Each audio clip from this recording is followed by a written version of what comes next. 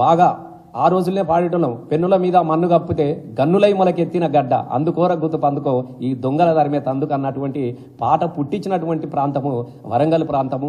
అక్కడ అమరత్వం ఉంది, ఉద్యమాలు ఉన్నవి. తెలంగాణ ఉద్యమానికి కూడా మొదటి నుంచి కూడా వెన్నుదన్నుగా ఉన్నది. కాబట్టి ఖచ్చితంగా వరంగల్ ప్రజలు విఘ్నులు. నేను ఖచ్చితంగా నీకు డిపాజిట్ లేకుండా కూడా నేను ఓడగొడతారు. ఫస్ట్ దాని గురించి నువ్వు ఆలోచించుకో. ఒక పేపర్లో చూసిన ఆమె ఎవరో మాకు తెలియదు, ఆ కడియం ఆమె పేరేదో ఉంటుంది. ఆమె ఎందుకంటే ఎన్నడూ ఆమె తెలంగాణ ఉద్యమంలో చూడలేదు, ఆమె మా బోనం ఎత్తింది లేదు, బొట్టు పెట్టింది లేదు, అసలు ఆమె ఎవరో కూడా తెలియదు మాకు. ఆమె మాట్లాడుతూ ఉన్నది, అసలు ఆమెకు సభ్యత్వం ఉందో కూడా మాకు తెలియదు. ఆమె మాట్లాడుతూ ఉన్నది ఇది ఇట్లాంటి పార్టీ, ఇది అట్లాంటి పార్టీ అని. మరి తండ్రి ఏమో కడియం శ్రీఆర్ గారు గౌరవనీయులు, చాలా పెద్దలు, వారు మేధావులు. వారు ఏం చదివి టీచర్ అయినా నాకు తెలియదు. కానీ నేను మాత్రము హై స్కూల్ హెడ్ మాస్టర్గా పనిచేసిన, ఎంఏ చేసిన, ఎంఫిల్ చేసిన, బీఈడీ చేసిన. నేను కూడా నేను కూడా ఒక ఉపాధ్యాయునే. కానీ ఒక ఉపాధ్యాయునిగా వచ్చిన అని చెప్పుకునే మాటలు అయితే ఆయన గారు లేదు, నీతి మాలిన మాటలు. ఓడిపోయే పార్టీ అట. అయ్యా కడియం గారు, ఓడిపోయే పార్టీ కాదు, నేను ఓడించిన పార్టీ సార్. నువ్వు ఎట్లా మర్చిపోతే ఎట్లా?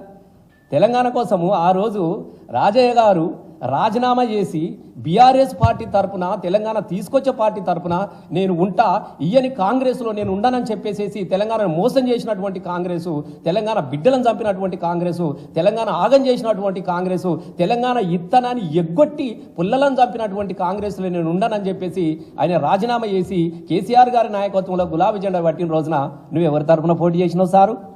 సిగ్గున్నదా కనీసం ఒక్కసారి నీకు? నేను మహామేధావిని అని చెప్తావు. వయసు అయిపోయింది, ముసలితనానికి ఏమో కుసుమగూడాలు అన్నట్టు ముసలితనానికి మళ్ళీ కొత్త భాష్యంగా కట్టుకుంటా ఉంటున్నావు. మేము ఒకటి నేను అడుగుతా ఉన్నాం ఇవాళ. అట్లాంటి రాజయ్య తెలంగాణ తరఫున పోటీ చేసినప్పుడు నువ్వు ఎవరి తరఫున పోటీ చేసినావు? తెలంగాణను అడ్డుకున్నటువంటి తెలంగాణ ద్రోహి చంద్రబాబు తరఫున. చంద్రబాబు నాయుడు జెండా పట్టుకొని నువ్వు స్టేషన్ గణపూర్లో పోటీ చేస్తే నేను ఓడగొట్టింది గులాబీ జెండా, నేను ఓడగొట్టింది బీఆర్ఎస్ పార్టీ. అట్లాంటి పార్టీని పట్టుకొని ఓడిపోయే పార్టీ అని మాట్లాడతావా? నిన్ను ఓడగొట్టింది, నీ తప్పుని చెంపలేసుకొని నేను కూడా తెలంగాణ తీసుకొచ్చే పార్టీలకు వస్తానన్నప్పుడు నిన్ను ఆహ్వానించి మళ్ళా నిన్ను గెలిపించింది ఇదే బీఆర్ఎస్ పార్టీ, ఇదే గులాబీ జెండా. ఆ చరిత్రను మర్చిపోతే ఎట్లా? ఇలా నేను ఒకటి చెప్పదలుచుకున్నా, నిజాయితీగా చెప్తున్నా, నిక్కచ్చిగా చెప్తా ఉన్నా. కడియం శ్రీహరి గారు, నువ్వు పోతే పో, నీలాంటి వాళ్ళు 100 పుట్టుకొస్తారు. మేము ఒకటే చెప్తా ఉన్నాం, బీఆర్ఎస్ పార్టీ ఎంతమందిని చూడలేదు, ఎంతమంది వెళ్ళిపోయిన వాళ్ళని చూడలేదు. ఇట్లా గెలవంగానే అసెంబ్లీలో సంతకం పెట్టి ఇట్లా వెళ్ళిపోయిన వాళ్ళని కూడా చూసింది. కొత్త కాదు కదా పార్టీ, ఇది ఉద్యమ పార్టీ, ఇది కొత్త తయారు చేసుకుంటుంది. ఇది ఒక పెద్ద ఉత్పత్తి కేంద్రం, వందల వేల మందిని తయారు చేస్తుంది. తెలంగాణ రాష్ట్రాన్ని సాధించినటువంటి పార్టీ. తెలంగాణలో నాలాంటి కళాకారులను, అలాగే విద్యార్థులను అనేక మందిని రాజకీయాల్లోకి తీసుకొచ్చి వాళ్ళను రాజకీయంగా వాళ్ళని నిలబెట్టి ప్రజల్లో నిలబెట్టినటువంటి పార్టీ. ఇలా అట్లాంటి పార్టీని పట్టుకొని నేను ఓడిపోయే పార్టీలో మరి ఓడున్నమన్నాడు రాజీనామా చేయి వెంటనే. నేను చెప్తున్నావు కదా, నీకు దమ్ము ధైర్యం ఉంటే ఓడిపోయే పార్టీ అన్నావు కాబట్టి నువ్వు వెంటనే నీ ఎమ్మెల్యే పదవికి రాజీనామా చేయి. ఓడిపోయే పార్టీ ఏదో గెలిచే పార్టీ ఏదో గప్పుడు తెలుసుకుందాం, మనం పార్టీ నుంచే నిలబెట్టుకుందాం. ఇప్పుడు గెలిపించినటువంటి పార్టీ మీద నువ్వు ఓడిపోయే మాట ఎప్పుడైతే మాట్లాడినావో ఖచ్చితంగా నీ పదవికి నువ్వు రాజీనామా చేసి నువ్వు మాట్లాడే మాటలకు ఏమన్నా విలువలు ఉంటాయి తప్ప సొల్లు కబుర్లు కానీ నీతి మాలిన కబుర్లు కానీ నువ్వు ఎప్పుడు కూడా చెప్పదు. కడియం శ్రీహరిని ఇయ్యాలని నేను చెప్తా ఉన్నా, పాత్రికేయుల మిత్రులు వాళ్ళ సాక్షిగా నేను చెప్తా ఉన్నా. కడియం శ్రీహరి మొదటి నుంచి కూడా మాదిగల ద్రోహి, మాదిగ జాతి అంటేనే ఆయనకి కళ్ళ మంట. మేము మంచిగా ఉన్నాం, మా బీఆర్ఎస్ పార్టీలో మేము మంచిగా ఉన్నాం, చాలా గొప్పగా బతికినాం. అనేక మంది మాదిగలకు కూడా చాలా అవకాశాలు వచ్చినాయి. ఎప్పుడైతే ఈ కడియం శ్రీ అనేటోడు అడుగు పెట్టిండో అప్పటి నుంచి మాదిగ జాతిని ఒక్కొక్కని లేనిపోని ఆరోపణలు చేయించుకుంటా, లేనిపోయిన కుట్రలు చెప్పుకుంటా మాదిగ జాతిని మొత్తం నిర్వీర్యమయ్యేదాకా ఒక శిఖండి పాత్ర పోషించుండు కడియం శ్రీహరి గారు. ఆ రాజన్న జీవితాన్ని అట్లే నాశనం చేసిండు. అలాగే ఇలా మా ఆరూరు రమేష్ను ఇళ్ళకై పోయేదాకా అట్లనే పెట్టినాడు. అట్లాగే పసునూరు దయాకర్ పోయేదాకా అట్లే పట్టినాడు. ఒక్కొక్క మాదిగ బిడ్డను ఆ నియోజకవర్గ వరంగల్లోనే వాళ్ళ ఉనికి లేకుండా చేసే కుట్రలో భాగంగా అనేకమైనటువంటి కుట్రలు కూడా ఇలా తెలంగాణ ప్రజలు కూడా చూసినారు. ఎందుకనంటే ఆయనకు నాకు విచిత్రం అనిపిస్తుంది. అనేది ఇప్పటికి కూడా నేను చెప్తా ఉన్నా, అసలు ఆయన ఏంటిదో నాకు అర్థమైతే లేదు. ఒకళ్ళు అంటారు వాళ్ళ అమ్మ బయలామే, నాయన ఇంకొక ఆయనే లేదు, ఒకలంటారు ఒకళ్ళు ఇది ఒకళ్ళు అదంటారు. అసలు ఆయన అటుగానోడు అవుతుంది, ఇటుగానోడు అవుతుంది. మరి అటు ఇటుగానోడు ఏమంటారు నాకు తెలియదు. గదే పాత్ర పోషిస్తూ ఉన్నాడు. ముందు నువ్వేదో క్లారిటీ, ఇలా ముందు ఏదో ఒకటి చెప్పాలి కదా. నేను అందుకే పార్టీని కూడా అడుగుతా ఉన్నా, కాంగ్రెస్ పార్టీని అసలు చేతులెత్తి నమస్కరిస్తా ఉన్నా. తెలంగాణ మాదిగ జాతికి ఓ తెలంగాణ మాదిగ బిడ్డగా, తెలంగాణ కళాకారునిగా, తెలంగాణ రాష్ట్ర సాధనలో గొంతెత్తిన బిడ్డగా నేను చెప్తా ఉన్నా, దయచేసి మీకు చేతులెత్తి నమస్కరిస్తా ఉన్నా, మాదిగ జాతి అనేది కాంగ్రెస్ పార్టీకి మనం ఓటేయద్దు. దయచేసి చెప్తా ఉన్నా, మాదిగలను మొదటి నుంచి కూడా అంటరానోలుగా చూస్తున్నటువంటి పార్టీ ఇలా 3కు 3 సీట్లు ఉంటే 3 సీట్లు 80 లక్షలకు పైగా జనాభా కలిగినటువంటి జాతి మా మాదిగ జాతి. 3 సీట్లు ఉంటే ఒక్క సీట్లనన్నా కనీసం ఇంత అంటరాని వాళ్ళుగా చూస్తారా మీరు మాదిగ జాతిని? ఇలా మాట్లాడాలి మందకృష్ణ గారు కూడా, ఎక్కడున్నా నాకు తెలుస్తలేదు, నువ్వు కూడా మాట్లాడాలి దయచేసి. ఇలా ఎందుకు అడుగుదాం, నిలబడదాం, కొట్లాడదాం. ఈ జాతి ఉనికికే ప్రమాదం వచ్చినటువంటి ఎన్నిక ఇలా కాంగ్రెస్ కుట్ర చేస్తూ ఉన్నది. పెద్దపల్లిలో గడ్డం వంశీ, సరే ఆయనకు 5-6 కులాలు, నేను వాళ్ళ గురించి మాట్లాడదలుచుకోలేదు. గడ్డం వంశీ ఓట్ల కాడికి రాగానే మాది ఈ కులం, మిగతా విషయాలకు వస్తే నో, డోంట్ టచ్ మీ, మేమంతా ఇది. అక్కడ గడ్డం వంశీ మాల, అక్కడ నాగూర్ కర్నూలు మల్లు రవి గారు మాల, ఇక్కడ బైండ్ల. అసలు మేము ఉన్నామా సచ్చినమా? మీరు చచ్చిపోతే సావుడప్పు కొట్టేటోళ్ళం సార్ మేము. నేను 100% చెప్తా ఉన్నా. ఈయనకు మనసు చంపుకొని కడియం గారిని మేము అడిగినాం సార్ని కూడా, సార్ ఇది కొంత డేంజరస్ కేసు సార్, ఇది తెలుగుదేశంలో కూడా గిట్లనే చేసింది సార్, ఎందుకో మా మాదిగల మీద మొదటి నుంచి ఈయనకు సదాభిప్రాయం ఉండదు సార్ అని అనుకున్నప్పుడు, పోని మన కోసం వస్తూ ఉన్నాడు, చదువుకున్నాడు, ఓ మంచోడు, మనకు ఒక పెద్దోడు ఉండంతి అన్నప్పుడు మా సారు నిన్ను గౌరవించి నీ కండువ, నీ మెడలో కండువ వేసిన రోజున నీకు ఎదుర్కోవాలని డప్పు కొట్టినాం సార్ మేము. ఇలా రేపు పొద్దుగాల సావు డప్పు కొడతాం కదా, 100% కొడతా ఉంటాం.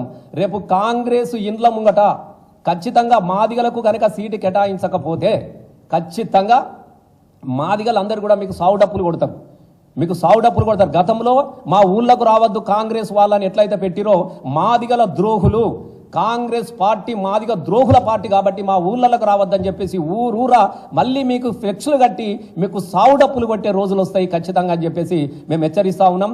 వరంగల్ ప్రజలకు అందరికీ నమస్కారం చేస్తా ఉన్నాం. దయచేసి మొదటి నుంచి కూడా ఓ జయశంకర్ సార్ పుట్టినటువంటి ఊరు, ఓ దాశరథి గారికి జన్మనిచ్చినటువంటి ఊరు, కాళోజీ నారాయణరావు గారు అక్కడి నుంచే మాట్లాడిండు. ప్రాంతం వాడు ద్రోహం చేస్తే, ప్రాంతేతరుడు ద్రోహం చేస్తే ప్రాంతం అవతల దాకా తరుముదామన్నాం, చంద్రబాబును ధర్మేసినాం. ప్రాంతం వాడు ద్రోహం చేస్తే ప్రాంతంలోనే పాతి పెడదామన్నటువంటి ఈ ద్రోహికి ఖచ్చితంగా వరంగల్ పార్లమెంట్ సభలో ఖచ్చితంగా కడియం శ్రీహరికి పాతర వెడతాం, ఖచ్చితంగా పండ వెడతాం, పాడ కడతాం, డప్పుల సావు డప్పు కొడతాం. మేము చెప్తా ఉన్నాం. దయచేసి ఇప్పుడు కూడా మనం ఆలోచన చేసుకోవాలి. ఇంత అహంకారపూరితమైనది, ఇంత అహంకారంతో వ్యవహరిస్తూ ఉన్నది కాంగ్రెస్. దయచేసి మనం కూడా ఆలోచించుకోవాలి, జాతులు కూడా ఆలోచించుకోవాలి. ఇలా రసమై బాలకిషన్ మాదిగ జాతి కోసం మాట్లాడుతూ ఉంటే నా కోసమో దేనికోసమో కాదు.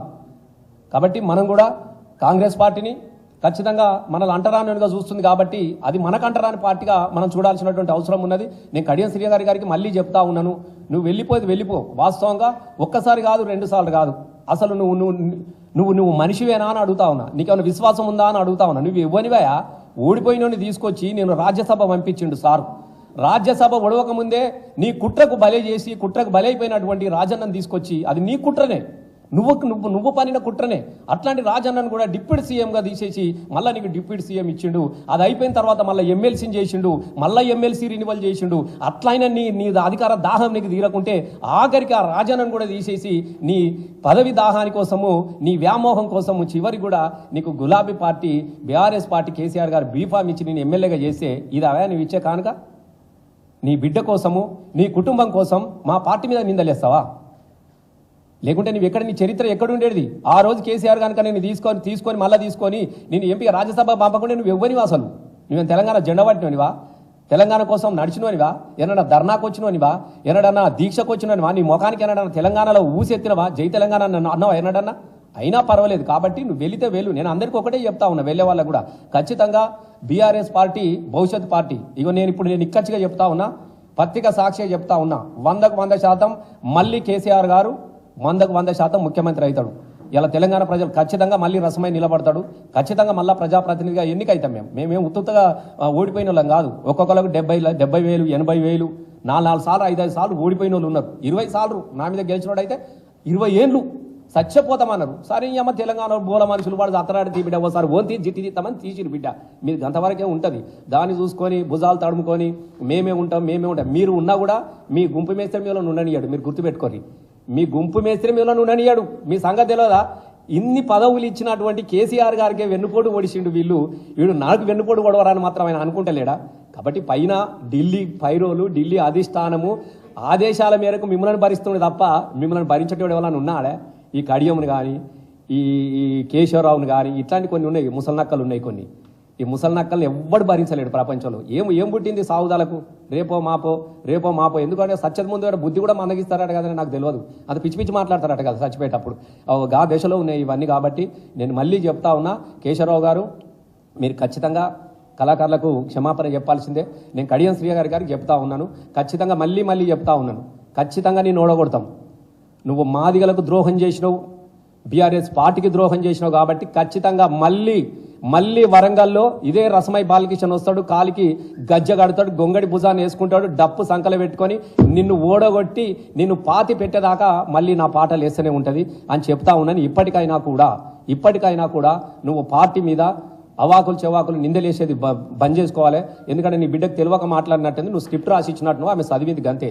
ఎందుకంటే అసలు పాత్రికేయులకే తెలియదు, ఆమె వాళ్ళదే చెప్తా ఉన్నారు, మేము ఇవ్వలా అంటున్నారు, మేమే చెప్పాల్సి వస్తుంది పలానా బిడ్డ అని చెప్పేసి. కాబట్టి వరంగల్ ప్రజలు విజ్ఞులు, వరంగల్ ప్రజలు చదువుకున్న వాళ్ళు, అది